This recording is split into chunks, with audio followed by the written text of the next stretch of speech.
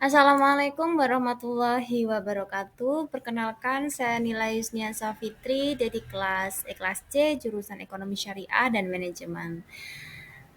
Di sini saya akan sedikit menjelaskan tentang etika dalam manajemen bisnis. Baik, kita mulai. Yang pertama kita akan pelajari yaitu pengertian etika dalam manajemen bisnis. Yang kedua adalah tujuan etika bisnis.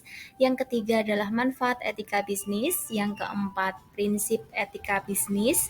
Dan yang terakhir adalah contoh-contoh etika bisnis.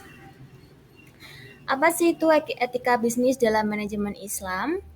Etika bisnis kadang-kadang disebut pula etika manajemen, ialah penerapan standar moral ke dalam kegiatan bisnis, seperangkat nilai tentang baik, buruk, benar, dan salah dalam dunia bisnis berdasarkan pada prinsip-prinsip moralitas sebagai dasar pertimbangan dalam segala proses pengambilan keputusan di perusahaan. Tujuan etika bisnis sendiri yaitu ada 4.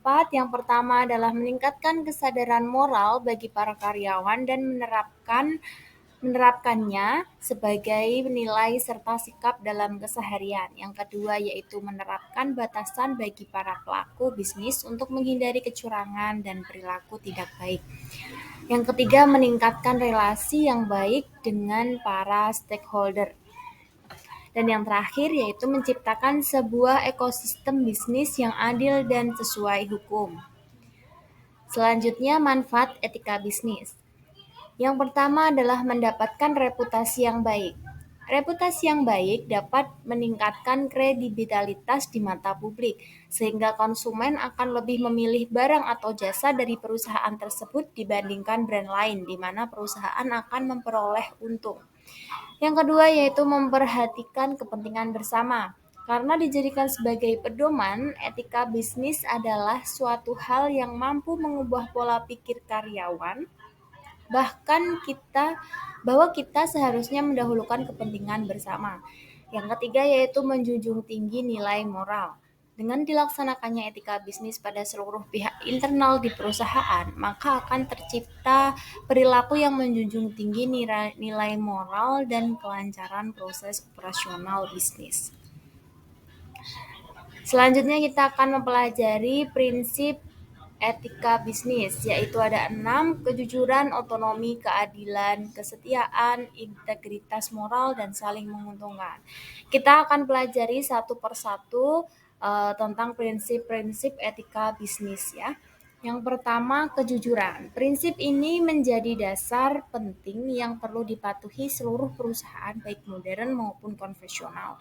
Dengan dijunjungnya kejujuran, maka konsumen pun akan semakin loyal dan percaya pada perusahaan kita. Yang kedua, kesetiaan. Prinsip kesetiaan dalam etika bisnis adalah bahwa seluruh elemen perusahaan harus dapat membedakan urusan profesional dengan pribadi. Dengan prinsip ini, seluruh karyawan diharapkan dapat secara serius dan fokus menjalankan tugasnya. Selanjutnya atau yang ketiga yaitu otonomi. Prinsip otonomi dalam etika bisnis adalah kemampuan dalam sikap pengambilan keputusan yang tepat sebagaimana semestinya. Jadi seluruh karyawan perusahaan haruslah tegas dan sadar bahwa dalam membuat suatu keputusan serta patuh akan nilai-nilai norma masyarakat. Yang keempat yakni integritas moral. Integritas moral adalah prinsip etika bisnis yang dapat meningkatkan kredibilitas perusahaan di mata konsumen dan pihak lainnya. Yang kelima yaitu keadilan. Prinsip keadilan dalam etika bisnis adalah hak untuk diperlakukan sama dan setara sesuai dengan aturan yang berlaku. Lalu yang terakhir yaitu saling menguntungkan. Prinsip saling menguntungkan dalam etika bisnis merujuk pada perlunya kebermanfaatan dan keuntungan untuk seluruh pihak atas segala tindakan yang dilakukan di perusahaan. Selanjutnya adalah contoh etika bisnis. Contoh-contoh etika bisnis dapat kita lihat ya. Yang pertama mengingat nama. Mengingat nama. Contoh etika bisnis yang satu ini dapat membuat orang lain itu merasa lebih dihargai. Hal ini pun akan menciptakan hubungan baik pada pihak yang terlibat. Yang kedua, membuat sikap tubuh yang baik seperti membungkuk, melakukan kontak mata, sedikit mencondongkan badan, serta jangan lupa untuk tersenyum. Mengucap maaf, tolong, dan terima kasih sebagai bentuk apresiasi serta rasa hormat kepada orang lain. Selanjutnya, menggunakan pakaian yang rapi setiap bertemu dengan orang lain. Selanjutnya, menggunakan bahasa yang sopan saat berbicara dan berinteraksi, terutama kepada pelanggan. Baik, terima kasih. Mungkin itu saja yang dapat saya sampaikan pada materi kali ini. Untuk kurang lebihnya atau kesalahan saya minta maaf, saya mohon maaf. Terima kasih. Wabillahi taufiq wal hidayah. Wassalamualaikum warahmatullahi wabarakatuh.